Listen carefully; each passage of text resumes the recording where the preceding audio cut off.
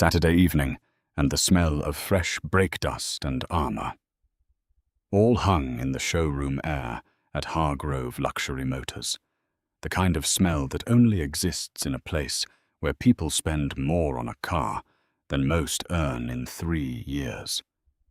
The halogen lights bounced off 11 vehicles arranged on the polished concrete floor, each one angled precisely so the paint caught the light like still water. Outside, a July thunderstorm had just passed through Charlotte, and the parking lot steamed, the asphalt giving back the day's heat in slow waves that blurred the streetlights on Independence Boulevard. Marcus Hargrove walked between the cars in the showroom the way a man walks through his own living room. He ran his hand along the fender of a Porsche Cayenne Turbo GT, checking for a smudge one of the detailers had missed that morning. He wore a faded Clark Atlanta University polo shirt, khaki shorts, and a pair of New Balance sneakers that had seen better days. No watch. No jewelry. The only thing that might have caught your attention was the way he carried himself, shoulders loose, chin level, the posture of a man who had nothing to prove to anyone in any room he entered. He had sent his sales team home early. Saturday evenings in July were dead, the kind of dead where you hear the air conditioning cycle on and off, and that becomes the most interesting thing happening. Marcus liked these hours. He would walk the floor alone, adjust a side mirror, retilt a price placard, and sometimes just stand in the middle of the showroom and look at what 30 years of work had built. 7 dealerships across the Carolinas, 2,000 employees, a net worth that Forbes had once tried to estimate and gotten wrong by about $400 million. But tonight, Marcus was also waiting for his daughter. She was driving down from Duke to pick up a graduation gift he had been keeping in the back lot, a matte black Range Rover with her initials stitched into the headrests. She was running late, as she always did, and he had texted her twice with no response. He stepped outside to check the back lot, and that is when the blue lights appeared.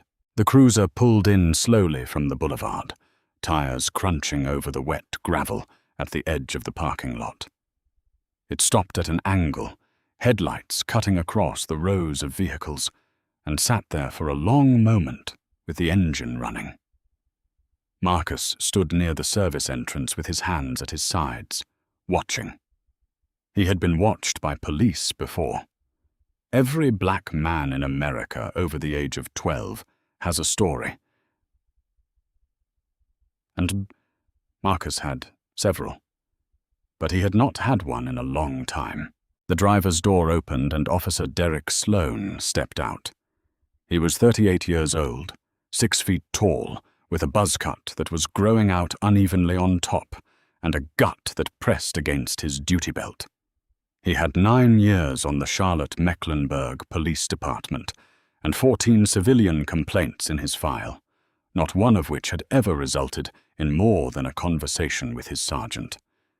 He adjusted his belt, clicked on his flashlight, and walked toward Marcus with the beam aimed directly at his face. Marcus raised one hand to block the light from his eyes. "Sir, you need to step away from the vehicles." Marcus lowered his hand. "I work here." Sloan stopped about 10 feet away and swept the flashlight across Marcus, head to toe and back again. He took in the polo shirt, the shorts, the sneakers. He looked at the row of Porsches and Range Rovers and Mercedes lined up behind Marcus, and something settled into his expression. Not suspicion, exactly. Something older than that. Something that had already made up its mind. "You work here. Doing what?" "I manage the property." Sloan clicked his radio. "Dispatch, 1017 at Hargrove Luxury Motors, Independence Boulevard. 1 male, black, approximately 50 to 55, found on premises after hours. Possible 211 in progress. Requesting backup." Marcus kept his voice even. "Sir, The dealership is open until 7 on Saturdays. It is 6:42. The lights are on. The front door is unlocked. Sloane ignored this entirely. Let me see some ID. Marcus reached slowly toward his back pocket. Sloane's hand moved to his holster. Marcus stopped. I am reaching for my wallet. It is in my right rear pocket. Do it slow. Marcus produced a slim leather wallet and held it out. Sloane took it, flipped it open, and looked at the driver's license. He looked at Marcus. He looked at the license again. Then he closed the wallet and put it in his own pocket. I am going to hold on to this while we figure out what is going on here. That is my property, Marcus said quietly. I would like it back, and I would like to know why a guy in gym shorts is hanging around a dealership full of $250,000 cars after dark. So we are both going to have to wait. Turn around and put your hands on the vehicle behind you. Marcus did not move. Officer, I am the owner of this dealership. My name is on the building. Sloane took a step closer. His flashlight was still aimed at Marcus's face, and at this distance Marcus could smell Cope Wintergreen on his breath and the chemical sweetness of a gas station energy drink. Your name is on the building. Right. And I am the mayor of Charlotte. Turn around. Hands on the vehicle. Now. Marcus turned around. He placed his hands on the trunk of a Mercedes AMG GT, and the metal was still warm from the showroom lights. He felt Sloane's hands pat down his sides, his waistband, his pockets. He felt the flashlight pressed against the back of his skull for a moment, hard enough to leave a mark, before it pulled away. Here is what I think, Sloane said, and his voice had settled into something almost conversational, the tone of a man who believes he is explaining something simple to someone slow. I think you are the janitor, or the detail guy, or whatever they call it. And I think you saw an opportunity. Maybe you were going to take one for a joyride. Maybe you were going to pop a trunk and grab a stereo system. You people love stereo systems. Marcus closed his eyes. The words sat in the air like smoke. I am going to ask you one more time, Marcus said. Please call your supervisor. I am the owner of Hargrove Luxury Motors. I own 7 dealerships. I am asking you to verify this before you go any further. Sloane laughed. It was a short, hard sound, like a dog bark. You own 7 dealerships. Okay, buddy. And what do you drive? Let me guess. A Nissan Altima with rims. A second cruiser pulled into the lot. Officer Tricia Devane stepped out, younger than Sloane, maybe 30, with her hair pulled back tight and her hand already resting on her body camera to make sure it was running. She took in the scene in about 3 seconds, and something in her face shifted. Derek, she said, this is Hargrove Motors. I know where we are, Tricia. Do you know whose name is on the sign? Sloane did not answer. Instead, he pulled out his handcuffs. You are being detained on suspicion of attempted burglary. You have the right to remain silent. Marcus spoke clearly, loud enough for Devane's body camera. My name is Marcus Hargrove. I am the owner and CEO of Hargrove Automotive Group. The alarm code for this building is 7724, the same code I set myself 14 years ago. The vehicle I am leaning on is stock number HLM-4419. I know this because I approved its purchase from the Mercedes-Benz factory in Sindelfingen, Germany, 6 months ago. Sloane paused. For exactly 1 second, something crossed his face. It was not doubt. It was something worse.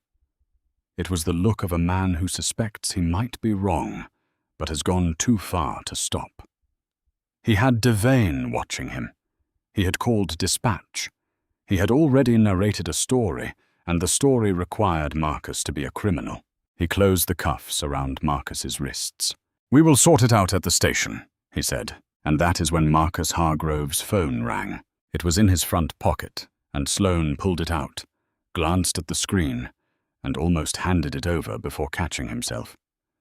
The caller ID read, Aisha Hargrove. "That is my daughter," Marcus said.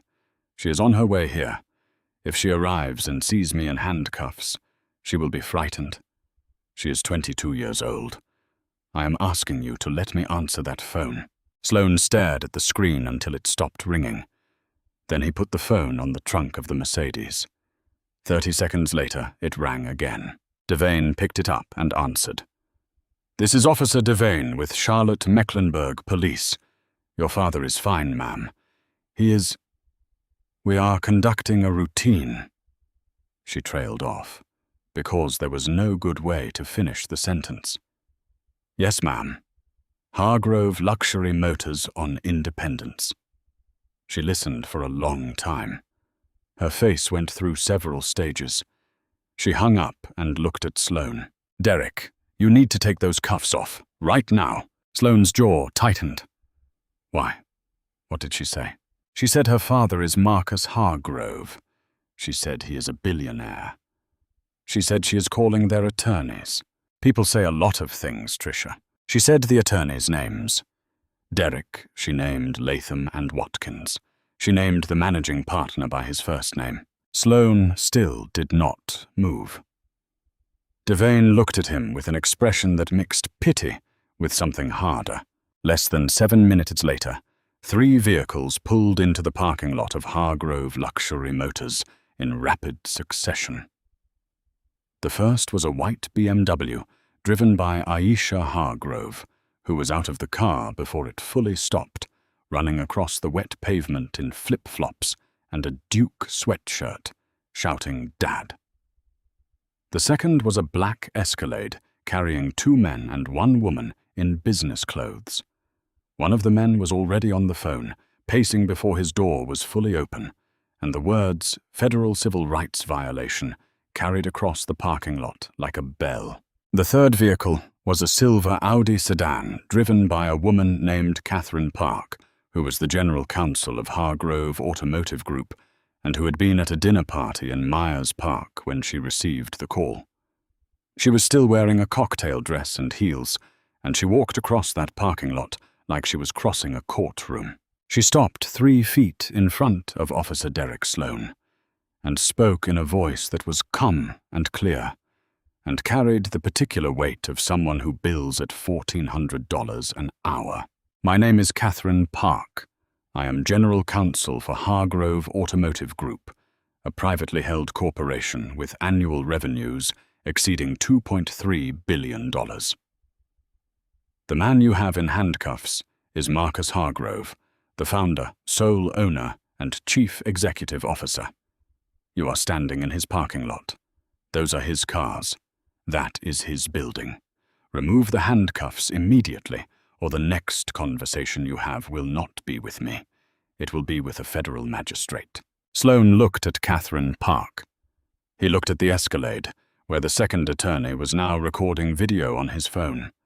He looked at Devane, who had taken 3 steps back, physically distancing herself. He looked at Aisha, who was standing beside her father with her arm around his waist, trembling. And then Sloane did something that no one expected. He reached for the handcuffs and removed them.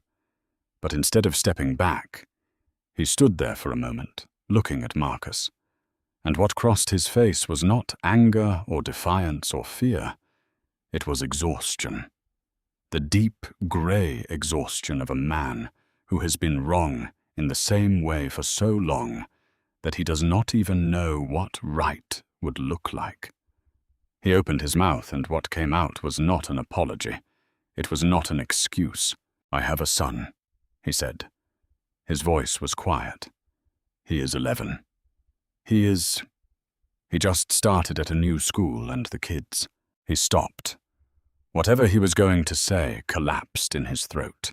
He looked down at his hands, which were still holding the cuffs, and seemed surprised to find them there. Catherine Park watched this without expression. Marcus watched it with something more complicated.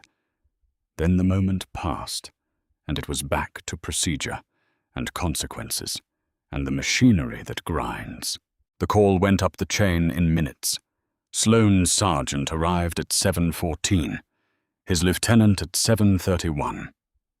By 7:45, Captain Renee Washington of the Charlotte-Mecklenburg Police Department was standing in the parking lot in civilian clothes, having been pulled from her nephew's birthday party, and she was not happy. She reviewed Devane's body camera footage on a tablet, standing under the portico of the service entrance while rain began to fall again. She walked over to Sloane. "Give me your badge." "Captain, I was responding to a suspicious person call." "There was no call, Derek. You self-initiated. You drove in because you saw a black man standing near expensive cars. I watched the footage. Give me your badge and your service weapon. You are suspended without pay effective immediately, pending internal affairs investigation." Sloane unclipped his badge and held it out. The metal caught the parking lot lights for a moment before Washington took it from his hand.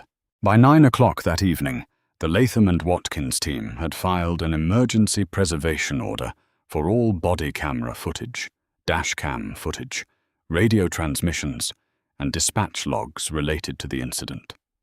By Sunday morning, they had filed a federal civil rights complaint under Section 1983 of Title 42, naming Officer Derek Sloane, the Charlotte-Mecklenburg Police Department, and the City of Charlotte as defendants.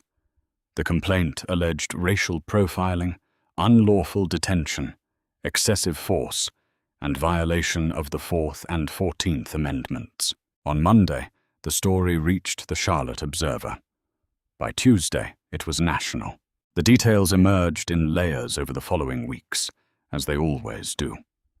It came out that Sloane had 14 prior complaints, 3 of which specifically alleged racial profiling, and that none had resulted in discipline beyond a verbal warning. It came out that the department had a pattern and practice problem that the DOJ had quietly flagged 2 years earlier. It came out that Sloane's personnel file contained a note from a training officer in 2018 that read, "Exhibits difficulty distinguishing between suspicion based on behavior and suspicion based on demographics," which was the polite way of saying what everyone already knew. The city settled for $12.8 million. It was not the largest such settlement in North Carolina history, but it was close. Marcus Hargrove donated every cent of it. He split it 3 ways. $4 million to the Charlotte chapter of the NAACP Legal Defense Fund, $4 million to a new civilian oversight board for the police department, one with subpoena power and an independent budget, and $4.8 million to endow a scholarship program at Clark Atlanta University for students studying criminal justice reform. The scholarship had no name. Marcus did not want his name on it.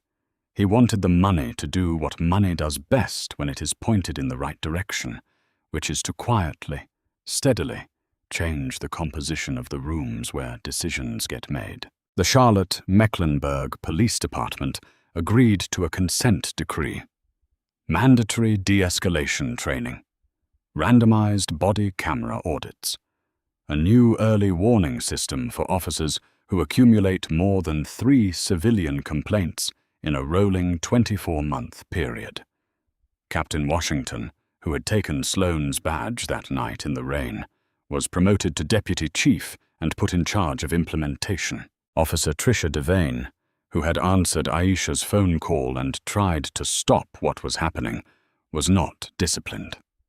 She transferred to the Community Relations Division 3 months later, and the following spring, she testified before a state legislative committee about the incident. She described the look on Marcus Hargrove's face when the cuffs went on. She said it was not surprise. It was not anger. It was patience, she said. It was the patience of a man who had been through this before and knew he would go through it again, and had decided a long time ago that he would survive it every single time. Derek Sloane was terminated from the Charlotte-Mecklenburg Police Department in October. He was indicted by a Mecklenburg County grand jury on charges of unlawful restraint and deprivation of civil rights in December. He pled no contest to a reduced charge the following March and received 18 months of probation, 200 hours of community service, and a permanent bar from employment in law enforcement in the state of North Carolina. The last anyone heard of him, he was working at a used tire shop off Highway 74, out past the county line. A reporter from WBTV went out there to ask for a comment 6 months after the sentencing. Sloan was standing behind the counter, wearing a grey sweatshirt with the shop's logo on it, and when the reporter identified herself, he looked at her for a long time. He said, "I had a job where people did what I told them, every day, no questions. And you stop thinking about it as power. You just think of it as how things are. And then one day you find out that how things are is just what you decided, and what you decided was wrong." The reporter asked if he had anything to say to Marcus Hargrove. Sloan shook his head and went back to sorting tires. Marcus Hargrove gave one public statement about the incident at a press conference on the steps of the Mecklenburg County Courthouse. He wore a navy suit. His daughter stood beside him. Catherine Park stood behind him. He spoke for less than 2 minutes, and the only part anyone remembers is this: "I built my company with 2 hands and no help from anyone who looked like the man who put me in handcuffs on Saturday. I do not need an apology from Officer Sloan. I do not need him to understand what he did to me. What I need is for the next officer who sees a black man standing in his own parking lot to have a moment, just one moment, where he asks himself, 'What if I am wrong?' That is all I am asking for. One moment of doubt before the cuffs come out." That is not a high bar, but apparently for some people it is the highest bar there is. The cameras clicked and the reporters shouted questions, and Marcus Hargrove turned and walked back through the courthouse doors. His daughter fell into step beside him, matching his stride. Neither of them looked back. 3 months later, on a Thursday evening in October, Marcus was back in the showroom. Same time, same lights, same smell of brake dust and armor all. He was adjusting the side mirror on a new inventory. Mercedes, when he heard the service entrance open, and looked up to see his daughter walking toward him, carrying 2 containers of takeout from the Thai place on Central Avenue. She set them on the reception desk and pulled 2 plastic forks out of her purse. They ate pad thai standing up, leaning against a $600,000 Rolls-Royce Spectre, and the rain was coming down outside again, drumming against the showroom's floor-to-ceiling windows, and Marcus had a smear of peanut sauce on his Clark Atlanta polo, and his daughter reached over with a napkin and wiped it off without saying a word, and the fluorescent lights hummed above them, and the cars gleamed in their rows, and nobody was coming to take any of it away.